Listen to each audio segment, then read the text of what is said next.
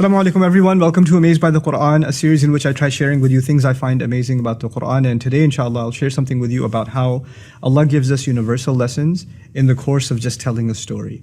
I happen to believe, and I think that is a universal belief for Muslims, that everything in the Quran is of timeless value.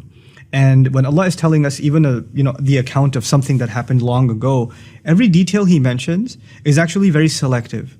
In other words, there's lots of things that happen in a story, especially in a historical account, and you can't have enough, there's no such thing as too many details, But Allah is very selective in telling a story, and He only tells us bits that are the most relevant for our guidance, right? So Allah will skip lots and lots of details about the life of Ibrahim and tell us the parts that are the most essential for our permanent guidance.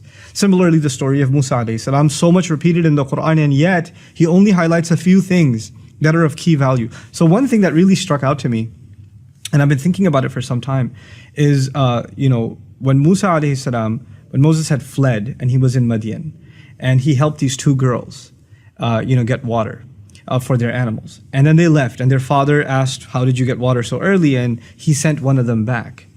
And Allah actually, of all these details, like you would imagine, Allah would highlight details about like Judgment Day or the battle between the Pharaoh and Moses, or like when he was able to come back and challenge, or how he escaped, like big details.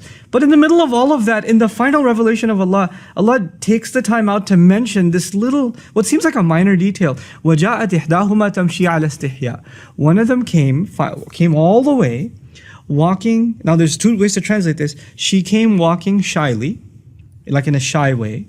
And she came walking over to him despite being shy. There's two ways of ala istihya, ala raghmi min istihyaiha. There's two ways of looking at it, okay? And I was fascinated that Allah would actually go out of His way in His final revelation to humanity until the Day of Judgment to highlight the way a woman walked. Like, what benefit could that have? Why is that important? And I realized that Allah Azza wa Jal, He highlights things in His book that are so pertinent to human guidance.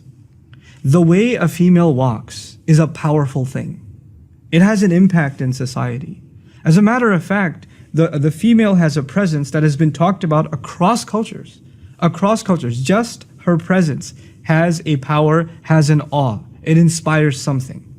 At the very least, it catches the attention of the male, but there's more to it than that. There's actually a psychological, even a spiritual effect when there's the presence of a woman and when she's walking by. This is something societies were so aware of that in many cultures, the elite women of a society were actually kept hidden away.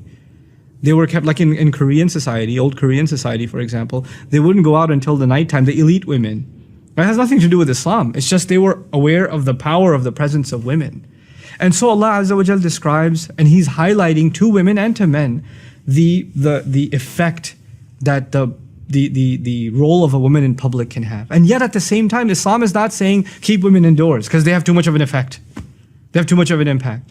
Guys know, the ones that are watching this video, they're sitting in an auditorium classroom and a girl walks into the class, right? She doesn't have to be the most beautiful thing you've ever seen, but so long as she's a female, you're gonna be like, everybody in the room is gonna at least for a second look and then, okay, yeah, it has an effect.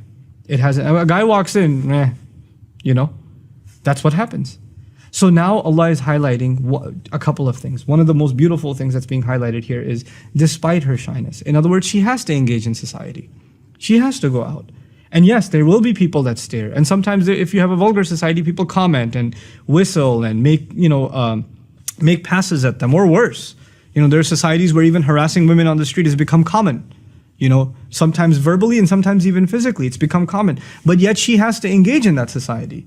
So she has to find a way of engaging in it that she can protect herself and yet at the same time be a participant in society. The second thing that's really beautiful here is she walked shyly. In other words, she walked guarding her modesty. She realized that she has a presence, and she realized that this is something that has an impact on others. It's not just about her, it's actually about recognizing the presence that she carries. And so she walked in a way that is shy. She walked in a way that is not showing off, or is not provocative as to get the attention. And she's walking over to a young man, as a matter of fact, in this case, ala istihya, A female must recognize the power that she has. And so even the way in which a woman walks is highlighted in such a subtle, beautiful way, And it's not like this girl was shy. It's not. She walked over by herself to the strange man and said, Inna abi yad'uka liyajziyaka ajra ma saqayta lana. My dad's calling you, okay? He wants to pay you for the services you provided. And if she was all that shy and scared, she would have called her sister, and at least two of them would have come. But she came by herself. And her dad was confident enough in her to send her by herself. So there's this amazing balance between confidence and engagement, even when you're on your own, and at the same time holding on to your modesty. All of it captured in just the way that she walked. It's incredible. Barakallahu li wa lakum. Assalamu alaikum wa rahmatullahi wa barakatuh. Download our mobile applications